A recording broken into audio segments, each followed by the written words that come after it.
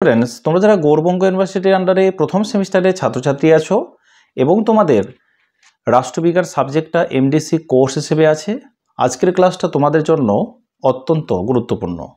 আজকের ক্লাসে আলোচনা করব তোমাদের একটি 10 মার্কের প্রশ্ন উত্তর নিয়ে, অর্থাৎ 2 নম্বর মডিউল থেকে যে প্রশ্নটা নিয়ে আজকে আলোচনা করব।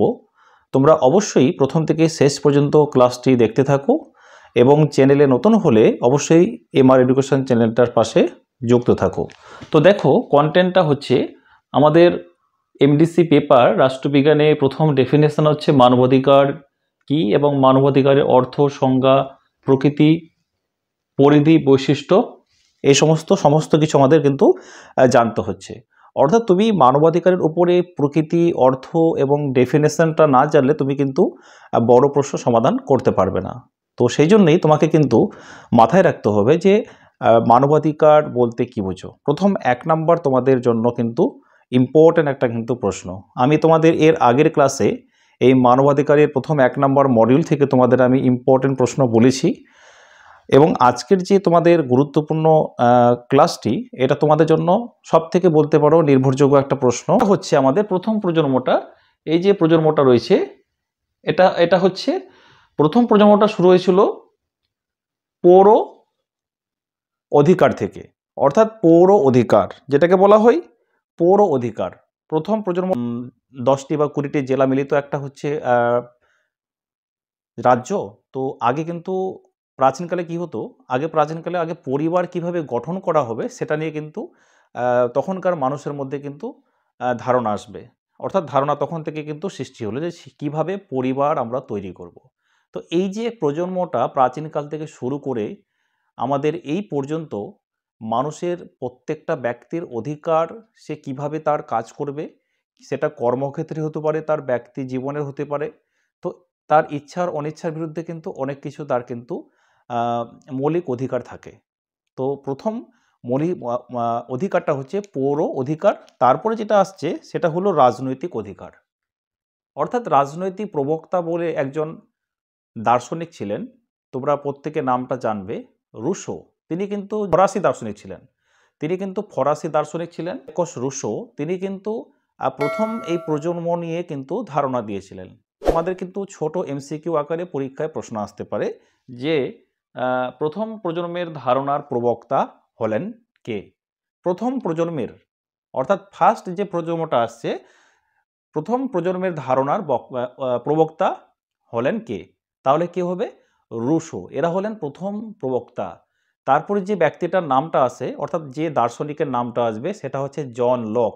তোমরা এই নামটার সঙ্গে হয়তো পরিচিত আছো, ক্লাস 11-12 তোমরা পড়েছো। তারপরে আসছে লেনিন, তিনিও কিন্তু দার্শনিক ছিলেন, ফরাসি দার্শনিক ছিলেন। অর্থাৎ এই দার্শনিকরা কিন্তু এই মৌলিক অধিকার নিয়ে তারা কিন্তু নানা পোষণ করেছে। তাহলে আমি যেটা আলোচনা করছি আজকে তোমাদের, যে এরা হলেন রাজনীতিবিদ এবং ফরাসি দার্শনিক। তাহলে এখানে এই যে রুশো আছে, রুশো হলেন একজন ফরাসি দার্শনিক। তোমাদের পরীক্ষায় কিন্তু ছোট প্রশ্ন থাকছে। অর্থাৎ আমি একটু তোমাদের কোশ্চেন প্যাটার্নটা আলোচনা করি। তোমাদের মূলত 10 মার্কের 2টি প্রশ্ন থাকবে 1 নম্বর দাগে, তারপরে 2 নম্বর দাগে তোমাদের 5 মার্কের প্রশ্ন তোমাদের 2টি করতে হবে। এটা কিন্তু একটা সম্ভাব্য কিন্তু একটা তোমরা হিসেব আর কি, অর্থাৎ নির্দিষ্ট পার্টিকুলার কিন্তু এখনও কোনো কিছু কিন্তু ইউনিভার্সিটি জানায়নি, ঠিক আছে। তো আমি এই পর্যন্ত যেটা দেখলাম, ইন্টারনাল প্রজেক্টের মধ্যে যে প্রশ্নগুলো দেওয়া হয়েছে সেখান থেকে আমি একটু বিভিন্ন খোঁজখবর নিয়ে আমি দেখলাম। তো সেখানে বিবাহর পরে তাদেরকে কিন্তু একটা পারিবারিক চাপ দেওয়া হয়, প্রেসার দেওয়া হয়, যৌন হয়রানি করা হয়, যে সেজন্য তার বাবার বাড়ি থেকে হচ্ছে কিছু যৌতুক নিয়ে আসে। তারপরে হচ্ছে মত প্রকাশের স্বাধীনতা, অর্থাৎ আমি যে মতটা দিলাম আমার এই বিরুদ্ধে কিন্তু কোনো মত প্রকাশ তৈরি হতে পারে না। তারপরে হচ্ছে টেকসই উন্নয়নের অধিকার। টেকসই মানে হচ্ছে তুমি যে এলাকায় বাস করছো বা যে সমষ্টিগত উন্নয়ন তুমি দিয়ে তৈরি করছো, অর্থাৎ সেটা কোনো একটা হতে পারে তোমার পঞ্চায়েতের আন্ডারে। তো তুমি টেকসই করছো কিভাবে, তুমি জীবনটাকে বা হচ্ছে তোমার অধিকারটাকে কিভাবে সেখানে খাটাতে পারছো। তারপরে রয়েছে তোমাদের শান্তি, স্বাস্থ্যকর পরিবেশ, অর্থাৎ আমরা প্রত্যেকে পরিবেশে কিন্তু বাস করি, অর্থাৎ পরিবেশের সঙ্গে খাপ খাইয়ে আমরা কিন্তু প্রত্যেকে কিন্তু মেনে চলি। তারপরে রয়েছে এখানে আমাদের সাংস্কৃতিক আত্মনিয়ন্ত্রণ। সাংস্কৃতিক আত্মনিয়ন্ত্রণ হচ্ছে আমাদের যে সমস্ত কালচার, আমরা যে কালচারে মানুষ হয়েছি বা বড় হয়েছি, এই কালচারটা আমাদের কিন্তু একদিনে কিন্তু তৈরি হয়নি। তো এগুলো কিন্তু সংস্কৃতিগুলো বিভিন্ন আমাদের এই সামাজিক, নৈতিক বা হচ্ছে আমাদের আধ্যাত্মিক, এই সমস্ত কিছু কিন্তু আমরা মানুষরা কিন্তু অধিকার খাটিয়ে থাকি। তো যাই হোক, তোমাদের আজকের এই মানবাধিকারের 3 প্রজন্মের তোমরা ইম্পর্ট্যান্ট অর্থাৎ সবথেকে নির্ভরযোগ্য প্রশ্নটা তোমরা দেখে নাও। আর আরেকটা বিষয়, সেটা হলো তোমরা যারা স্টাডি মেটেরিয়াল পারচেস করতে চাইছো, তাহলে তোমরা স্ক্রিনে দেওয়া নম্বরে যোগাযোগ করে তোমরা স্টাডি মেটেরিয়ালটা পারচেস করতে পারো। অর্থাৎ সোশ্যোলজি এমডিসি পেপারের তোমাদের স্টাডি মেটেরিয়াল তৈরি করা হয়েছে, তোমরা অবশ্যই স্ক্রিনে দেওয়া নম্বরে যোগাযোগ করতে পারো। তো চলো তোমরা এবারে গুরুত্বপূর্ণ নোটসটা দেখে নাও। চলো তোমরা গুরুত্বপূর্ণ নোটসটা দেখে নাও। প্রথম যে 10 মার্কের নোটসটা আমি নির্বাচন করেছি 2 নম্বর মডিউল থেকে, হিউম্যান রাইটস তোমাদের শিরোনাম, অর্থাৎ এই প্রশ্নটা তোমাদের সবথেকে নির্ভরযোগ্য। আমি তোমাদের এখানে আরও 2টি প্রশ্ন নির্বাচন করেছি, এর পরের ক্লাসে সেটা নিয়ে আলোচনা করব। তবে আজকের এই ইম্পর্টেন্ট প্রশ্নটা 3 জেনারেশন অফ রাইট, অর্থাৎ মানবাধিকারের 3 প্রজন্ম ধারণা ব্যাখ্যা করো। তো আমাদের আজকের আলোচনার বিষয় হলো মানবাধিকারের 3 প্রজন্মের ধারণা ব্যাখ্যা করো। এখানে উদাহরণ সহ এটা তোমরা যুক্ত করতে পারো। অর্থাৎ প্রথম ডেফিনেশনটা জানতে হবে, অর্থাৎ ভূমিকা।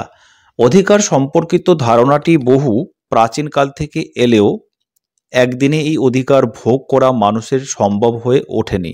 ক্রম পরিবর্তনের মধ্য দিয়ে অধিকার তার রূপ পরিগ্রহ করেছে। 3টি প্রজন্মের মধ্য দিয়ে অধিকার তার সম্পূর্ণ রূপ পরিগ্রহ করেছে। তারপরে 3টি প্রজন্মের অধিকার, অর্থাৎ প্রথম প্রজন্মটা হচ্ছে, প্রথম প্রজন্মের মধ্যে যেগুলি ছিল সেগুলি হলো পৌর অধিকার, রাজনৈতিক অধিকার। প্রথম প্রজন্মে আমরা যে অধিকারগুলি পাই সেগুলি হলো, পয়েন্ট করবে, অধিকার সম্পর্কিত প্রথম ধারণা। আর এই অধিকার সম্পর্কিত ধারণা, প্রথম ধারণা। দ্বিতীয় হচ্ছে পৌর অধিকার, যার মধ্যে রয়েছে জীবনের অধিকার, স্বাধীনভাবে মতামত প্রকাশ করার অধিকার, বিবেক আন্দোলন করার অধিকার।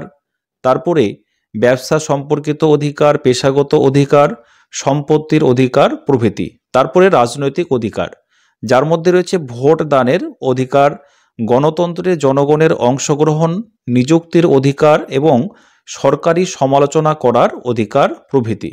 এরপরে 3 নম্বর পয়েন্টটা হচ্ছে, প্রথম প্রজন্মের মধ্যে রয়েছে স্বাধীনতার মূল্য নির্ধারণের অধিকার। তারপরে প্রথম প্রজন্মের সমাজ ও রাষ্ট্রের বিরুদ্ধে নেতিবাচক অধিকারের ধারণা রয়েছে। এই প্রথম প্রজন্মের অধিকারের ধারণার প্রবন্ধরা হলেন উদারনীতিবাদ, অর্থাৎ উদারনীতিবাদ রাজনৈতিক হলেন উদারনীতিবাদ রাজনৈতিক প্রবক্তা হলেন কারা? John Locke, Rousseau, Mills. অর্থাৎ এগুলো তোমাদের এমসিকিউ আকারে পরীক্ষায় তোমাদের দিতে পারে।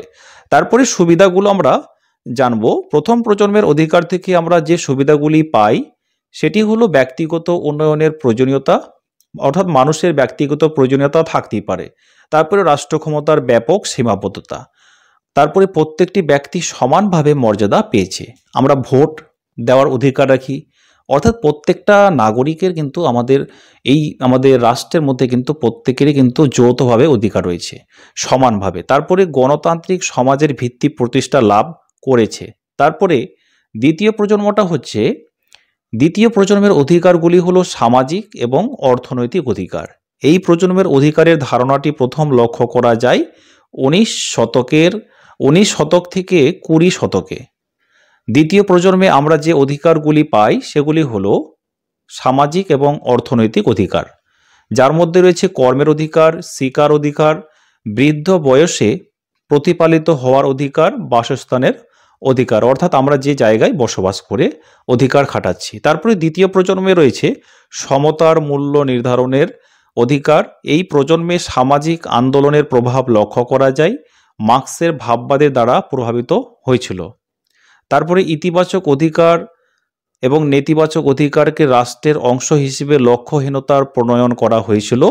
তারপরে দ্বিতীয় প্রজন্মে অধিকারের প্রবক্তা হলেন মার্কস এঞ্জেলস। এখানে একটা ছোট্ট এমসিকিউ যে তোমাদের পরীক্ষায় আসতে পারে যে দ্বিতীয় প্রজন্মের অধিকারের প্রবক্তা হলেন কে, তাহলে কি হবে? Marks Angeles. তারপরে লেনিন, ইনিও কিন্তু দ্বিতীয় প্রজন্মের অধিকার ছিলেন। তোমাদের অপশানে যদি লেলিন থাকে তো তোমরা সেটা দিবে। তারপর সুবিধা, দ্বিতীয় প্রজন্মের অধিকার থেকে আমরা যে বিষয়গুলির সুবিধা পাই, একটা হচ্ছে ইতিবাচক অধিকার, সামাজিক ন্যায় অধিকার, তারপরে হচ্ছে অধিকারের ব্যাপক সুযোগ সুবিধার প্রসার। তো এই ছিল তোমাদের আজকের গুরুত্বপূর্ণ ক্লাস। আর একটা বিষয় সেটা হলো, তোমরা যারা স্টাডি মেটেরিয়াল পারচেস করতে চাইছো তাহলে তোমাদের স্টাডি মেটেরিয়ালের জন্য স্ক্রিনে দেওয়া নম্বরে যোগাযোগ করে তোমরা সোশ্যোলজি এমডিসি পেপারের স্টাডি মেটেরিয়াল তৈরি করা হয়েছে, তোমরা স্ক্রিনে দেওয়া নম্বরে যোগাযোগ করে তোমরা পারচেস করতে পারো। Thanks for watching.